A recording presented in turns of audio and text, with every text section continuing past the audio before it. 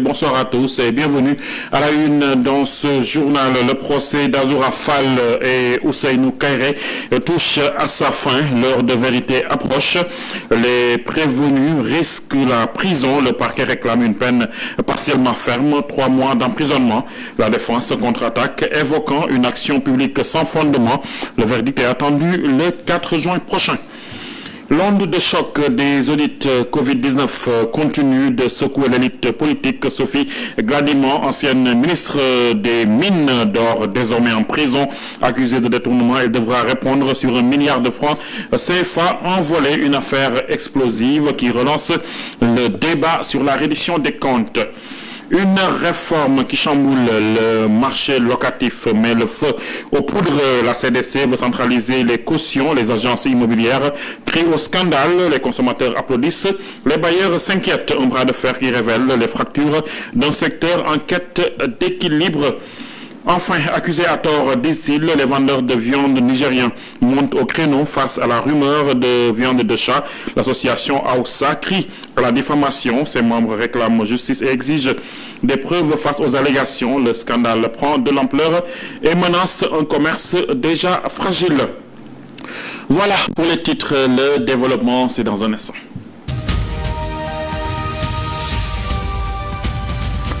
Merci de nous choisir pour vous informer. L'heure du verdict approche pour Hassan Gueye, alias Azoura Fall, et Ousseynou Kairé. Les deux prévenus seront fixés sur leur sort le 4 juin prochain. Le tribunal de flagrant délit de Dakar a mis l'affaire en délibéré à l'issue d'un procès tenu ce matin.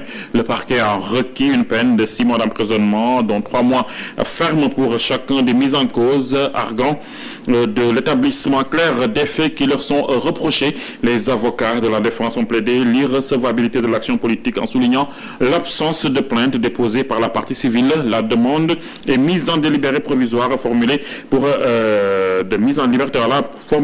Kairé a été rejetée. Au cours de l'audience, le ministère public s'est montré intransigeant envers les deux prévenus. D'après le parquet, les faits sont établis. Azoura Fall et Ousseynou Kairé ont commis des actes inacceptables. Ils ont tenu sur la place publique des propos contraires aux bonnes mœurs. Le procureur a requis à cet effet une peine d'emprisonnement de 6 mois, dont 3 mois fermes, pour chacun des deux mis en cause. Une réquisition inappropriée aux yeux des avocats de la défense qui demandent le relax pur et simple. À la suite du réquisitoire du procureur de la République qui a demandé à ce que M. Azoura Fall et Kairé soient condamnés à des peines de 3 mois fermes chacun pour discours contraires aux bonnes mœurs, nous avons démontré que l'accusation n'était pas la bonne et qu'il s'agissait de faits d'injures publiques adressés à 2 particuliers. Et donc, après cela, nous avons demandé à ce que Azoura Fall et Kairé soient relaxés purement et simplement. Le pool d'avocats constitué pour défendre les deux militants de PASTEF considère même irrecevable l'action publique. D'après eux, le procureur a procédé à une requalification des faits pour contourner la procédure. Quand des faits d'injure publique sont commis par un particulier, sans plainte, le procureur ne peut pas prendre l'action en charge. Parce que la plainte est une condition de recevabilité des poursuites en matière d'injure ou en matière de diffamation. Le procureur a changé la qualification pour viser une qualification qui lui permet de s'autosaisir. Et c'est là où on a dénoncé un contournement de la procédure. La défense a introduit une demande de mise en liberté provisoire pour Ousseynou Kairé. Mais les juges du tribunal des flagrants délits de Dakar n'ont pas concédé à la requête. Après 2 heures de procès, l'affaire est mise en délibéré au 4 juin prochain. Dans le sillage des audits liés au fonds Covid-19, une autre figure politique tombe. L'ex-ministre des Mines et de la Géologie, Aïssatou Sophie Gladimant, a été placée sous mandat de dépôt par la commission d'instruction de la Haute Cour de justice. Cette décision intervient après son audition du mercredi 21 mai 2025 dans le cadre de la reddition des comptes. Madame Gladimant est poursuivie pour un présumé détournement de deniers publics portant sur 1 milliard de francs CFA destinés à plusieurs projets dont un centre gravimétrique à Kédougou, jamais construit malgré un décaissement partiel des fonds. Aïssatou Sophie Gladiman a été placée sous mandat de dépôt par la commission d'instruction de la Haute Cour de justice. L'ancienne ministre des Mines et de la Géologie est envoyée en prison à la suite de son audition dans le cadre de la reddition des comptes sur la gestion des fonds liés à la lutte contre la Covid-19. Elle est poursuivie pour détournement de deniers publics, escroquerie portant sur les deniers publics, blanchiment des capitaux, entre autres chefs d'inculpation. Cette incarcération est liée à sa gestion jugée irrégulière d'une enveloppe d'1 milliard de francs CFA allouée à son ministère dans le cadre du fonds Force Covid-19, dont 73,2 millions de francs CFA payés par anticipation à la société commerciale du groupe ISA pour la construction d'une unité de traitement gravimétrique à Kédougou, alors que les travaux n'avaient pas encore débuté. Une transaction jugée contradictoire aux règles de la comptabilité publique. L'Assemblée nationale a récemment adopté un projet de résolution portant mise en accusation de 5 ministres du régime sortant, contrairement à ses collègues qui l'ont précédé devant les magistrats instructeurs de la Haute Cour de justice, comme Daïssali Diop, placé sous contrôle judiciaire, et Ismaïla Madior Fall, placé sous bracelet électronique. Aïssatou Sophie Gladiman est écrouée pour détournement présumé de deniers publics. Les anciens ministres Mansour Faye et Moustapha Diop devront également comparaître dans les jours à venir, eux aussi poursuivis pour leur gestion des fonds Force Covid-19. Autre développement majeur dans les procédures de reddition de comptes, la Haute Cour de justice a aussi serré la vis autour d'Ismaïla Madior Fall. L'ancien ministre a été placé sous bracelet électronique avec assignation à résidence. Cette mesure, encadrée par le décret de 2021 relatif aux procédures d'exécution et d'aménagement des sanctions, constitue une alternative à la détention préventive tout en gardant un strict contrôle judiciaire sur les mises en cause. La loi restreignait les cas dans lesquels il ne peut pas y avoir de bracelet électronique. Par exemple, on avait exclu tout ce qui est détournement de deniers publics, etc., tous les crimes économiques et financiers. J'avais même dit qu'il faut modifier la loi. C'est lui qui a fait le circulaire qui a permis d'élargir le champ d'application de la mesure de placement sous bracelet électronique. Aujourd'hui, c'est à lui de l'expérimenter, inculpé pour des faits présumés de corruption. Ismaïla Madior Fall est placé sous bracelet électronique avec assignation à résidence, un mécanisme alternatif à la détention dont il est le principal initiateur. Pour certaines infractions et certaines condamnations, ils sont éligibles au bracelet électronique. Le placement sous bracelet électronique, tout comme la mesure de l'assignation à résidence, sont cependant bien encadrés, notamment par le décret du 11 août 2021 relatif aux procédures d'exécution et d'aménagement des sanctions.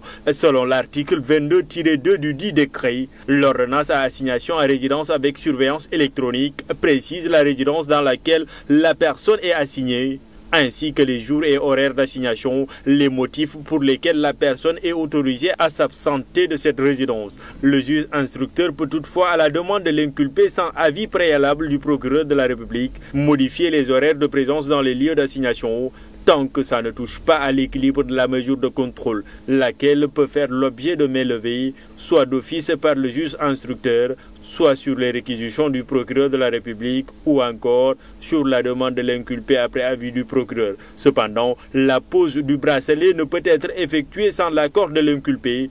Ismaïla Madior Fall a ainsi préféré son placement sous bracelet électronique en lieu et place d'une mise sous mandat de dépôt au moment où le présumé corrupteur et l'ex-directeur des constructions au ministère de la Justice n'ont pu l'éviter. S'il ne respecte pas ainsi cette mesure d'assignation à résidence, elle peut être révoquée par la commission d'instruction et il sera placé en détention provisoire.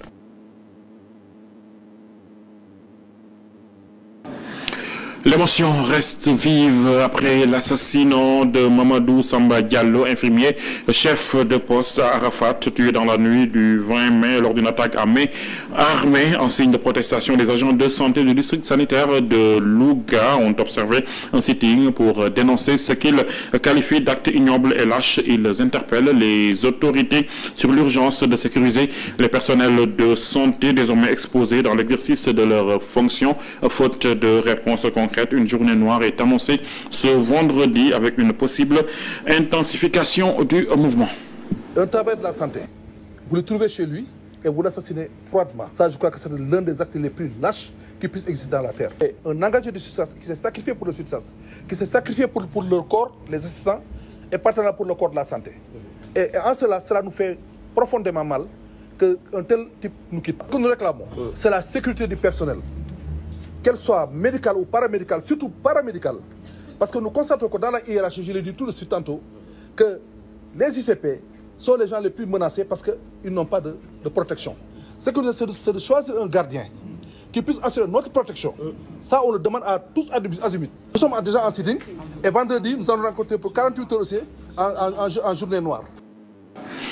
À Saint-Louis, la colère monte d'un cran sur les quais de pêche où les pêcheurs guet-ndariens dénoncent une décision qu'ils jugent arbitraire. Selon eux, les présidents des quais veulent installer des conteneurs à l'emplacement où ils entreposent leur matériel de pêche, un projet qu'ils rejettent catégoriquement, évoquant une menace directe à leur activité déjà fragilisée. Ils appellent les autorités à intervenir avant qu'un conflit ouvert n'éclate.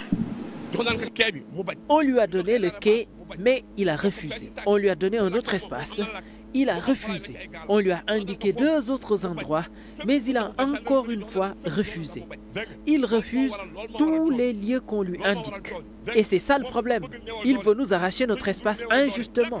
Mais nous ne l'accepterons pas, parce que c'est nous-mêmes qui avons aménagé ces lieux et qui les entretenons. Nous avons même payé des services de gardiennage et l'entretien nous coûte plus de 2 millions de francs CFA. Nous appelons l'État à intervenir avant que cela ne dégénère, car nous ne nous laisserons pas marcher dessus. Nous ne voulons pas de problème à Guet-Ndar, donc il n'a qu'à nous laisser tranquilles. En bref, pendant ce temps, dans le sud du pays, l'armée poursuit ses opérations de sécurisation des zones minières. Ce mardi 20 mai, les militaires de la zone 4 ont démantelé 3 sites d'orpaillage clandestins à Moussala, dans la région de Kédougou. Bilan de l'opération, 47 personnes interpellées, 13 motopompes, 28 motos de groupes électrogènes et divers équipements saisis. L'intervention s'inscrit dans le cadre de l'opération orientale lancée conjointement avec la gendarmerie et la direction des parcs nationaux pour faire respecter le décret interdisant toute activité minière à moins de 500 mètres de la Falémé. L'objectif est double, lutter contre les infiltrations de bandes criminelles frontalières et protéger les populations des villages isolés.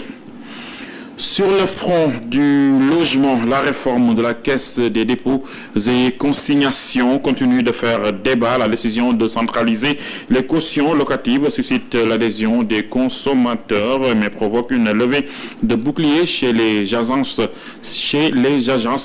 immobilières. Ces dernières dénoncent une mesure prise sans concertation, estimant qu'elle désavantage les bailleurs en tente de régulation et inquiétude sur la rentabilité du marché.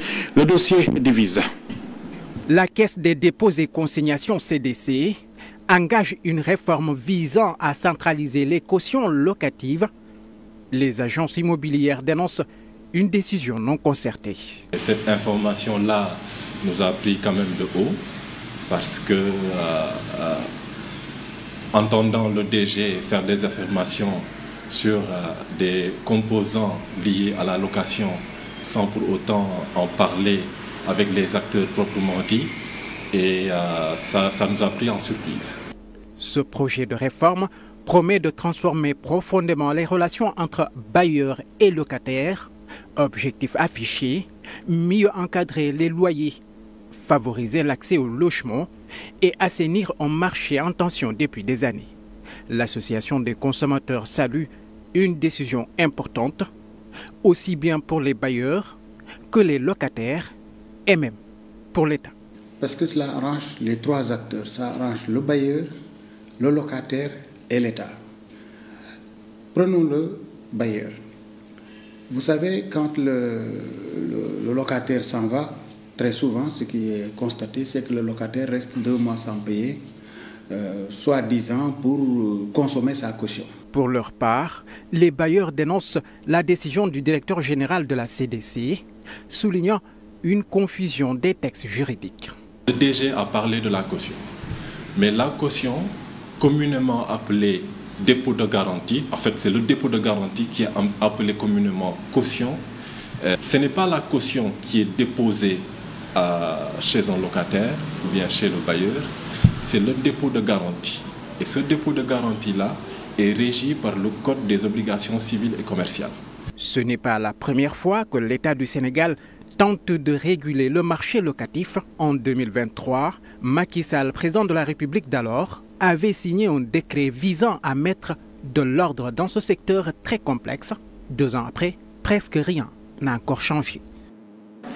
Djibril Diallo, dans un climat d'indignation, la communauté Aoussa au Sénégal réagit fermement à une rumeur nuisible. L'association Hadin Kan Mahouta, regroupant des vendeurs de viande nigériens, rejette catégoriquement les accusations de vente de viande de chat. Réunie en comité, l'association dénonce des allégations qu'elle juge diffamatoires et préjudiciables à ses membres. Elle appelle les autorités à faire toute la lumière sur cette affaire afin de restaurer leur honneur et protéger leur activité commerciale. Le reportage Omar Thiam.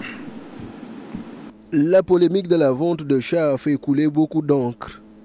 Ces vendeurs communément appelés Aoussa en paient le prix fort. Entre mépris et crainte de la part de leur clientèle, les conséquences sont multiples. À telle enseigne qu'ils ont décidé de publier un communiqué. Il y a un compatriote qui a fait un abattage clandestin. Les gars de rue, c'est un tailleur. Il fait le métier du tailleur. Donc il a abattu les chats. C'est pour un raison mystique. À la grande surprise, on a vu des informations circulent partout comme quoi les Aoussa vendent la viande du chat. Or que c'est faux. Ibrahim Ali, le président de l'association, brandit une facture de la société de gestion des abattoirs du Sénégal pour démontrer l'origine de la viande mise à la disposition des consommateurs par l'ensemble des membres de Hadin Kan Mahouta. Il renchérit que la grande majorité de ces vendeurs est de confession musulmane. Donc impossible qu'ils violent les règles préétablies par la religion. Tout est répertorié par les services de la SOGAS. Pour la viande de mouton ou de bœuf, la SOGAS nous fournit les produits. En ce qui concerne le poulet, nous nous rendons au marché. Cette sexagénaire, férue des brochettes Aoussa, a un secret pour se prémunir des autres viandes dont la provenance nourrit des doutes, achetées chez des vendeurs bien connus, à l'image d'Ibrahim Ali. Pour sécuriser davantage le secteur, l'association Hadin Kan Mahouta, regroupant des vendeurs de viande nigériens exerçant au Sénégal, a entamé des démarches administratives pour une reconnaissance par les autorités de leurs activités. À l'approche de la Tabaski, un paysage bien connu refait surface dans la capitale. Les moutons prennent possession des trottoirs et carrefours sous des bâches de fortune et dans des enclos improvisés. Les points de vente de moutons poussent comme des champignons dans les rues de Dakar, entre emplacements autorisés par les communes et installations sauvages tolérées par habitude ou nécessité. La frontière est parfois floue. Nos reporters sont allés à la rencontre de quelques vendeurs pour comprendre comment chacun s'organise entre logistique, concurrence et espoir de rentabilité dans un marché tendu à l'approche de la fête. À Dakar, les bâches fleurissent à chaque coin de rue. Les points de vente de moutons se multiplient à l'approche de la Tabaski. Souvent installés en bordure de route, parfois collés au trottoir, ces espaces improvisés transforment la ville en un immense marché à ciel ouvert. À Ouakam, certains vendeurs comme Momar Diagne opèrent avec l'autorisation de la mairie. Autorisation mairie là, amul ben tarif buñ fixé ben. Il faut une autorisation de la part de la mairie, mais il n'y a aucun tarif. Tous les vendeurs habitent à Ouakam. Donc, ils formulent une demande et la mairie leur donne une autorisation, mais à une condition.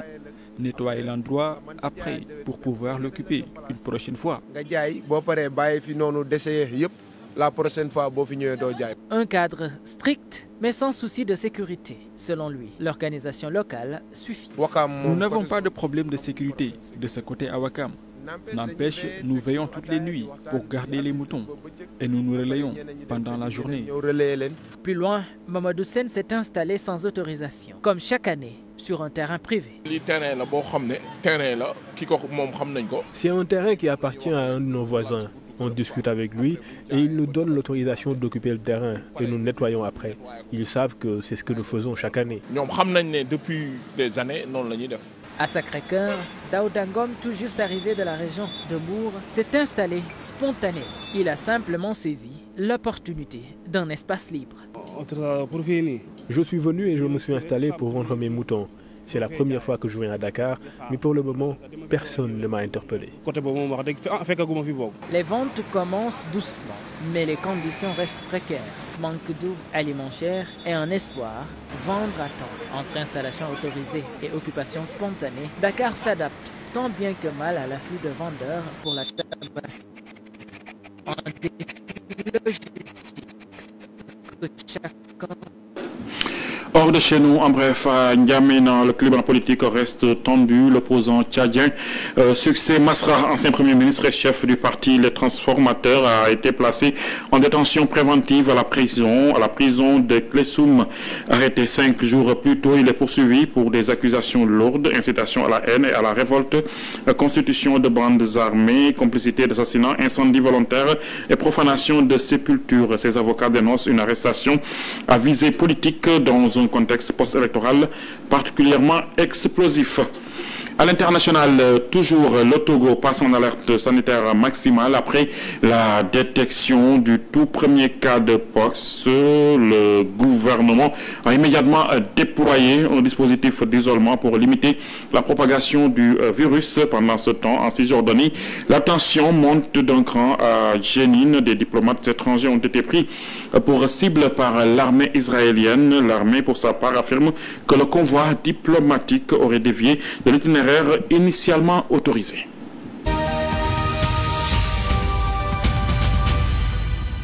Le 16 mai 2025, le gouvernement togolais avait officiellement annoncé la détection d'un premier cas de pox. Selon le communiqué publié ce mercredi, il s'agit d'une femme de 22 ans résidant dans la région du Grand Lomé et actuellement hospitalisée dans un service spécialisé en maladies infectieuses. Face à cette première alerte, le ministère togolais de la Santé a mis en place un dispositif d'isolement des patients afin de prévenir